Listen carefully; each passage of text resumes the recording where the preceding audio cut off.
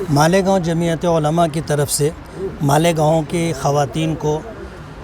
ख़ास तौर पर मुस्लिम ख़वातीन को हमने ये पैगाम देने की कोशिश की है कि आपका हिजाब में रहना और आपका पर्दा करना ये आपका संविधानिक हक़ है। हमारे मुल्क के दस्तूर, संविधान, कानून, आइन ने इस बात का आपको हक़ दिया है कि आप अपने मज़हब के मुताबिक जो पहनना चाहें पहने, जो खाना चाहें खाएं, जो पीना चाहें पीं, और जिस तरह कानून और शरीयत के दायरे में रहकर ज़िंदगी गुजारना चाहें गुजारें। किसी को ये हक़ नहीं है कि वो आपको बेलिबास करे, किसी को ये हक़ नहीं है कि वो आपसे ये मुतालबा करे कि तुम बेपर्दा रहो, बेहिजाब रहो। ज़ाहिर बात है, हैरत होती है कि मुल्क में नंगे रहने वालों को कोई ये नहीं कहता कि कपड़े पहनो,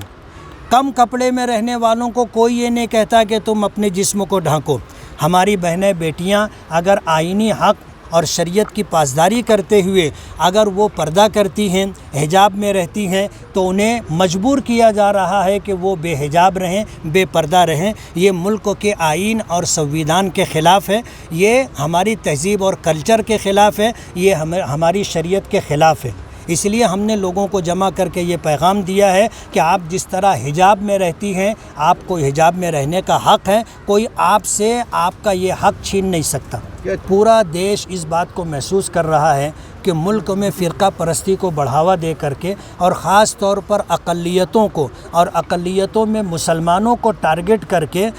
वोटों को बांटने की और यकजा करने की कोशिश की जा रही है। यानी हिंदू वोट मुत्तहिद हो जाए और मुसलमानों के वोट मुंतशिर हों, इस तरह की सूरत हाल बनाई जा रही है। और ये सब जो है फ़िरका परस्त पार्टियां सियासी तौर पर फ़ायदा उठाने के लिए करती हैं। इस बात को पूरा मुल्क महसूस कर रहा है। हिजाब के तौर पर मनाने का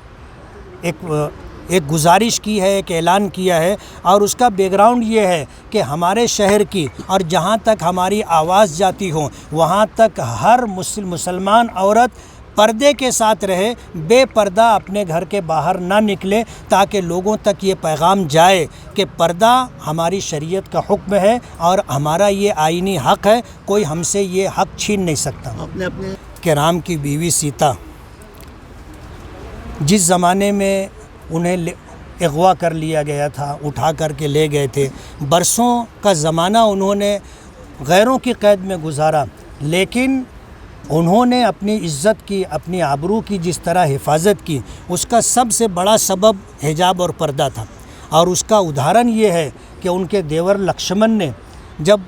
उनको पहचानने के लिए कहा गया कि ये औरतें खड़ी हुई हैं, इसमें तुम देखो सीता कौन है, तो उन्होंने ये जवाब दिया था कि आज तक मैंने अपनी भाभी का चेहरा नहीं देखा है, कभी नज़र उठा करके उनके सर तक अपनी निगाह नहीं पहुंचाई है, मैं अपनी भाभी को पैर से पहचान सकता हूं। उन्होंने खड़ी हुई औरतों के कदमों को देखा, पैरों को देखा, पैर और पाजेब से अपनी भाभी को पहचाना था। तो हमारा ये दावा है कि रामायण और हिंदू धर्म में भी औरतों को पर्दे का हुक्म है। माजी में ये कल्चर रहा है, आज भी आला ज़ात के हिंदुओं में ये है। उनके घर का माहौल और कल्चर ये है कि वो बग़ैर घूंघट निकाले, बग़ैर चेहरे पर पल्लू डाले, वो अपने खुसर के सामने, अपने जेठ के सामने नहीं आती।